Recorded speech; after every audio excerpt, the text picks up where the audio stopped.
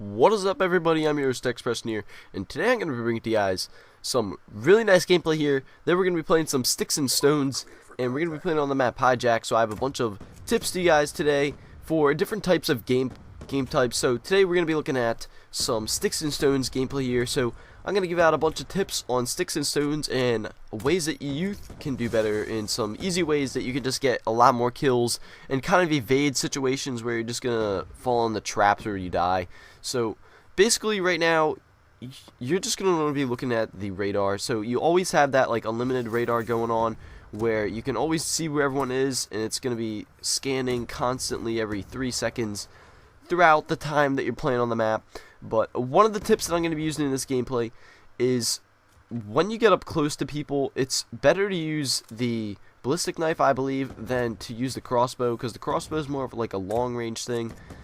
Other than when you're getting into some situations when you run out of some ballistic knife ammo, then I recommend either trying to throw a tomahawk, because the tomahawk is amazing, and that thing goes pretty straight and pretty far, as you just saw me throw that across the map, but I didn't get the kill. But that would have been pretty sick if I did. But anyway, when you run out of ballistic knife ammo, then I like to go and switch to the crossbow, because the crossbow can shoot some explosive bullets, so you don't actually have to hit the person 100% of the time. You can actually shoot the ground, but it's kind of better if you stick the ground. And also, when you get in the knife fights, you'll see me doing a couple of those. Like right now, you just get into some crazy knife fights when you run out of ammo.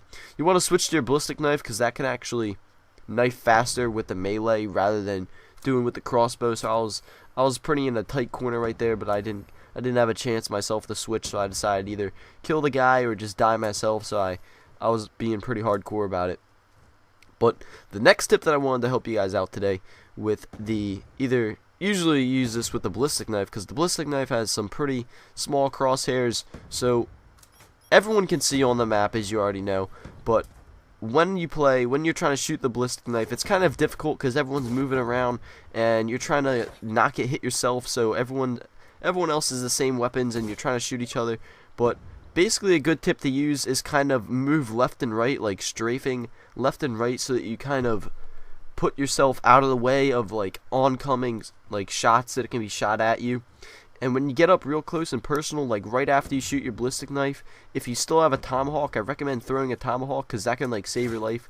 So like right after you shoot the bullet and you miss, and you know you missed, then throw that tomahawk right away so you can stay alive, and it helps you save yourself, and maybe you turn that game into a completely new game just because of that one life that you just saved yourself.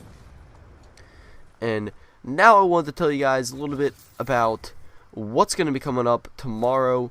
The amazing DLC for Revolution, 4 multiplayer maps, and a zombies map is coming out tomorrow. So this is going to be pretty sick. They already had their double XP weekend, but I don't know why they had it out before the DLC came out. I think that's pretty silly. So maybe they'll have another DLC weekend this weekend. That'll be pretty sick, 'cause I'm pretty excited to play this DLC. I'm going to play all night on Friday and on Saturday, so I'm not making any plans or anything like that. But the maps are going to be pretty awesome. They consist of 4 awesome multiplayer maps. They're bringing back a snow map, they're bringing in a skate park, and they're bringing in some more interactive maps like Hydro. So this is going to be a really awesome DLC.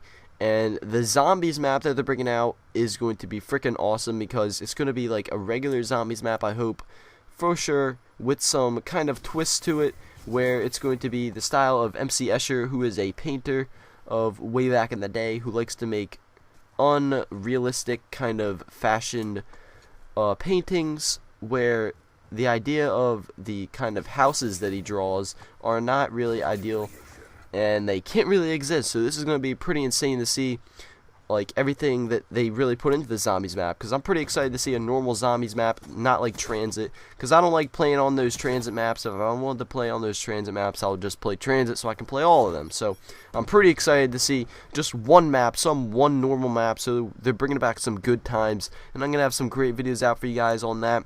But that's going to be awesome for you guys to see tomorrow. It's coming out on Xbox first, and then probably on PS3 and PC later on for that. But that's pretty much it for this video, guys. I hope you like this gameplay and commentary, short stuff about how to use some good tips while playing some Sticks and Stones. Also, check out my channel tomorrow for some great commentaries. Maybe I'll have 1 or 2 or 3 videos up tomorrow to show you guys around the map, show you some great gameplays, so I'm going to be checking those out tomorrow. Also, if you guys could follow me on Twitter, I like to post when my commentaries are up, so you guys can be first instead of having to wait to get on your YouTube feed. This is X Preston signing off. See you guys later.